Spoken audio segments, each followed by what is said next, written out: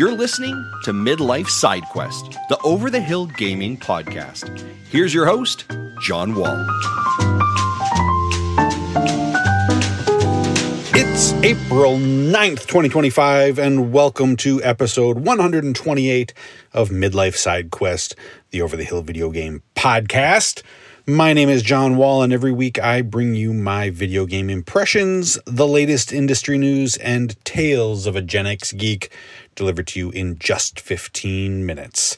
Thank you for tuning into the show this morning. On today's episode, we're going to be talking about Katamari Damacy rolling live. But first, let's check out the latest gaming news and the collision of global politics and Donkey Kong continues this week, and we still don't know when pre-orders will open up for the Switch 2 here in North America. Last week, Nintendo delayed pre-orders of the console in the US due to Donald Trump's tariffs, which have put the global economy into a tailspin, I guess. And earlier this week, it was announced that Canada would be delaying their pre-orders as well, which began in other regions yesterday. So it's been unclear whether the higher than expected price point of the Switch 2 was due to the recent tariffs, either entirely or just partially. But given the proximity of those announcements to the Switch 2 Direct, I think it's probably safe to say that Nintendo didn't quite know the full extent of those tariffs, those tax increases, essentially, until after they announced the price. There have been rumors all week about how this could possibly play out, from Nintendo raising the price even further in North America, which would be wild to me, to possibly even reallocating much of the intended supply to other countries where they wouldn't have to deal with those additional fees. Either way, it's a hot mess. I don't know if anybody could have predicted how much this gaming console launch would become entwined in American politics, but here we are. And with only 8 weeks until the planned release date for the Switch, I imagine we'll have to find out soon what the plan is going to be. And if we end up with an even higher price to pay or limited supplies here in the States, y'all know which idiot's to blame.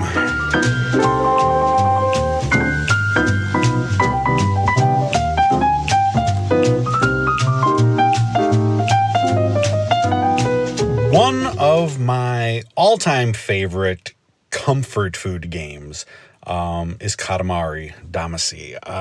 No matter how many games I play in that series, no matter how long this franchise has been around, which is over 20 years at this point, I will always have a good time when I play a Katamari game.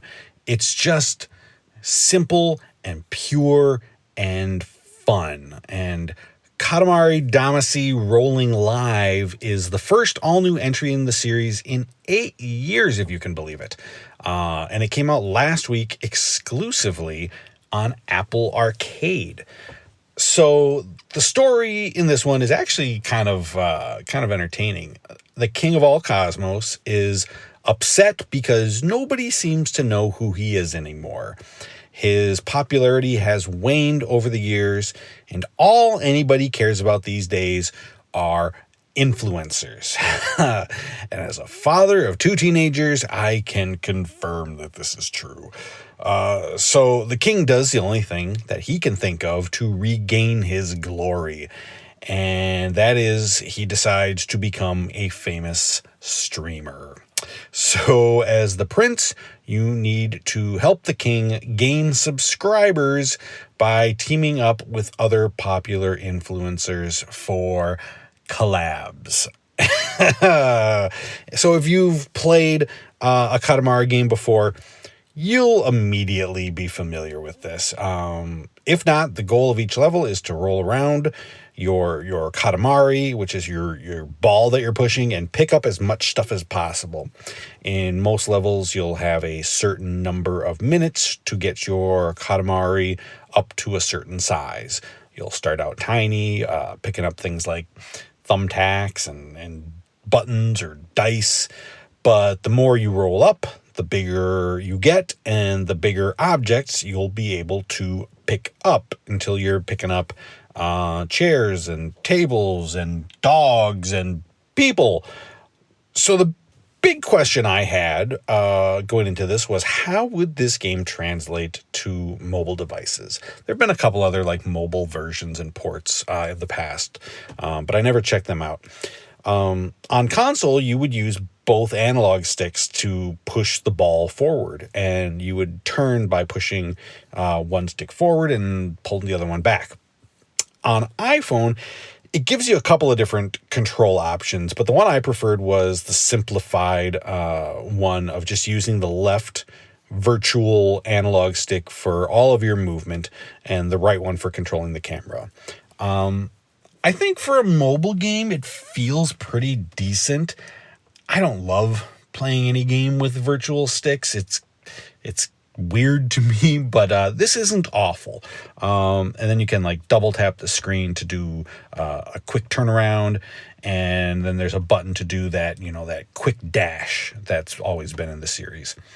My problem is that my hands are old and probably a little arthritic, if I'm being honest. So playing this game for more than, a couple of levels had my fingers aching. I did find that if I kind of like balanced my phone on my big old belly, it helped with some of that discomfort. Although that might not be an option for those of you who aren't morbidly obese. If you have an iPad, honestly, it might be easier to play this game there and prop it up and connect a Bluetooth controller to it, or maybe use, if you have a backbone, one of those controllers where your phone fits right into it. I was going to use mine, but then I realized that I had an older version with the lightning jack connection, so it didn't work with my newer iPhone. So I had to play just kind of the old-fashioned way. Another weird thing is that this game made my phone like weirdly hot. Like hot enough that it actually hurt a little bit on like my thumb pads. After playing for, maybe like 10 minutes or so, it would get so warm that it would actually be uncomfortable. I've never come across that problem before in a game, but this game must really, really be stressing out the iPhone. My issue with mobile gaming, problems aside, this is a pretty good version of Katamari. The streamer angle is fun, with the idea of the king becoming a streamer being just as stupid as it sounds. There's even like a chat on the side of the screen with viewers commenting as you play. It's got that classic Katamari silliness that you expect. The core gameplay is, it's just as fun as it always has been.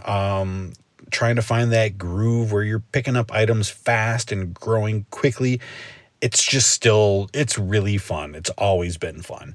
And there are the usual collectibles like accessories to wear, playable cousins to find, and candy that you can spend in the store to unlock things like different channel icons for the king's streams. Another thing I like is that while the early levels in the game feel very, similar to ones that you've played before in other Katamari games, going around a living room, rolling around on a kitchen table, stuff like that, they do introduce some fun variety later on. There's one where you're just collecting as many glow sticks as you can in a rave, which is goofy. Or one where you're in a big bathtub and you need to clean it up by rolling over soap or sponges and things like that, and then rolling over all the dirty spots to clear it up. It's got just enough of those, weird, odd levels to keep this thing feeling at least a little bit different. So Katamari Damacy Rolling Live, it's a pretty solid one of these games. It doesn't diverge too radically from the formula other than, the streaming angle, but that's fine. If you're playing Katamari, you know what you're getting in on. These games are what they are at this point. The novelty of getting to play a Katamari game wherever I am is nice, but also, would I rather be playing this on my Xbox or on my Switch? Yeah, probably.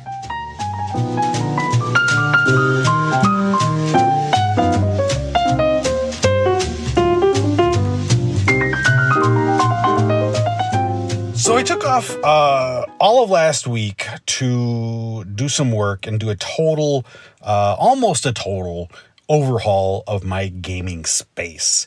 I already had a pretty rad gaming room before, I thought, but you know how it goes. If you've got kids or pets, eventually most of your furniture is going to end up with stains and tears and chips and cracks, and somebody pooped on it at one point.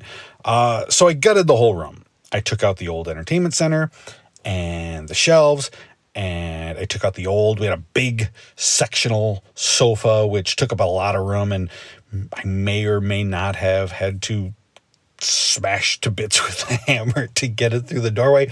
And once the room was empty, I gave the carpet a good shampooing and got everything all clean. And then I got to planning the new look. And that was so much fun. I picked up some more shelves for some of the collectibles I've recently bought, like my Japanese cartridges of Super Mario Bros. 3 and Link to the Past that I picked up in Akihabara last year.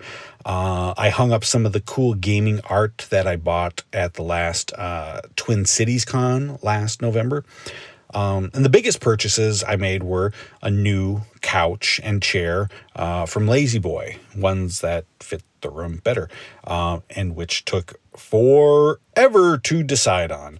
Seriously, buying a couch is more stressful than a car, especially when you and your wife are trying to agree on one. But I think we got a good one. I also bought a new entertainment center with glass shelves and built-in LED lights and an electric fireplace built into it, which I used to think those things were super tacky and lame, but I actually kind of dig it. You can change the color of the flames and everything. It's cool. Spending a bunch of money redoing that room probably wasn't the best use of my money right now.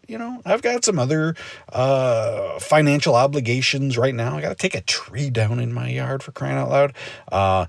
And with, the world, what's going on, saving money is probably a better idea. But sometimes you got to do something like this to take care of your own mental health, and having a cozy, comfortable place to veg out and, relieve some of that stress, I think is money well spent. Positive vibes this week are going out to all of the PR folks on this Nintendo Switch 2 launch. I know some of these guys, and they're super nice, and they've been great to me and great to work with over the past years. And I know this has to be an especially stressful time to be launching a console. So I hope you guys get some time to relax soon and enjoy the fruits of your labor. I appreciate you. Thank you so much for listening to Midlife Side Quest. I really appreciate you making time in your day to hang out with me. You can catch a new episode of the show every Thursday morning, wherever you listen to podcasts. And you can support the show by subscribing and leaving a review. So until next time, be well and happy gaming.